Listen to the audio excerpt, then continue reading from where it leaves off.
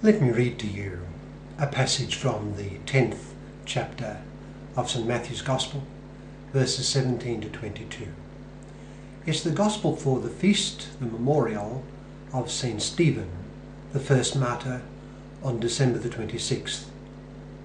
St. Matthew writes, Jesus said, "Be on your guard against men. They will hand you over to the local councils and flog you in their synagogues. On my account, you will be brought before governors and kings as witnesses to them and to the Gentiles. But when they arrest you, do not worry about what to say or how to say it. At that time, you will be given what to say, for it will not be you speaking, but the Spirit of your Father speaking through you. Brother will betray brother to death, and a father his child.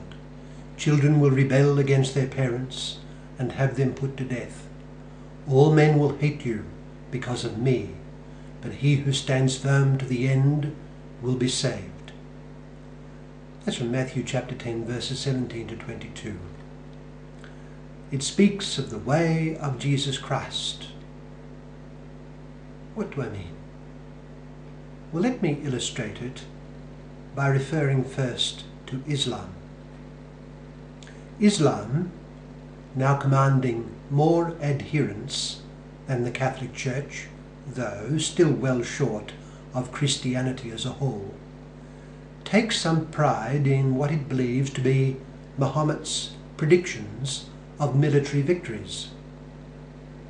He predicted, of course, that Islam would prevail over all religion.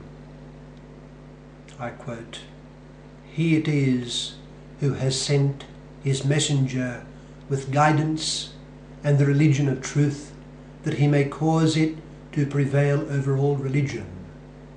God is enough for a witness." From Al-Fath, number 48. It is said that once when Muhammad woke up in the house of Haram, the aunt of Anas ibn Malik, who served him for 10 years in Medina, he smilingly said, "I dreamt that my community would be waging war in the sea, sitting on thrones like kings." And Haram asked, "Pray that I too may be with them." He said firmly, "You shall be." That's in Suyuti number 6, Suyuti al-Sagir, number 6. And again, according to one narration, he declared, "Surely Constantinople will be conquered by my community. How blessed the commander who will conquer it, and how blessed his army." In Hakim number 4. Hakim number 4, Bukhari Tariq al-Sagir, number 139.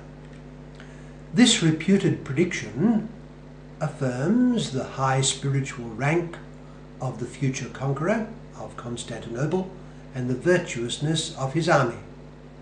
And 8 centuries later, the hope and the prediction came true. Muhammad, who lived from 570 to 632, himself took to arms. He conquered Mecca and Arabia generally, and he united the tribes of Arabia into a single Muslim religious polity. And following his death, the Muslim armies in the space of 100 years were able to establish the largest pre-modern empire until that time. The estimates for the size of the Islamic Caliphate suggest it was more than 13 million square kilometers, making it larger than all the current states except, well, the previous Russian Federation. I think it could be said that the Muslim view of this military phenomenon is that it manifested the divine approval. God had vindicated the Prophet by the success of his own armies and those of his followers and successors. The first century of the Islamic whirlwind constitutes for Islam a kind of historical icon to which succeeding generations refer in their view of the present and the future. That obvious success showed its obvious truth. But oh, how different was the way and the view of Jesus Christ. I mention the career of Muhammad for no other reason than to set forth the distinctive way of Jesus Christ, and of what he taught must be the way of his followers. Christ commanded no armies, carried no sword, enlisted no horsemen. When Simon Peter drew his weapon in the Garden of Gethsemane and severed the ear of Malchus, Christ ordered him to stop, and he proceeded to restore the severed ear. Christ promised that his disciples would be hated and hauled before governors and kings. They would be flogged. They will hand you over to the local councils and flog you in their synagogues. On my account, you will be brought before governors and kings.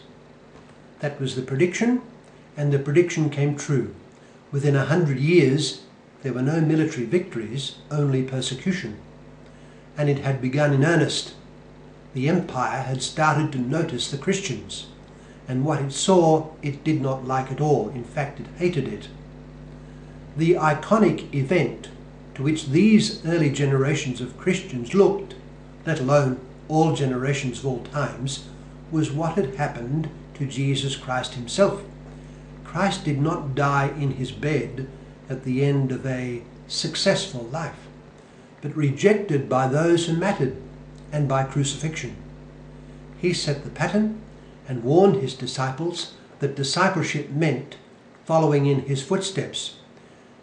It is symbolized in the martyrdom of St. Stephen in the Acts of the Apostles.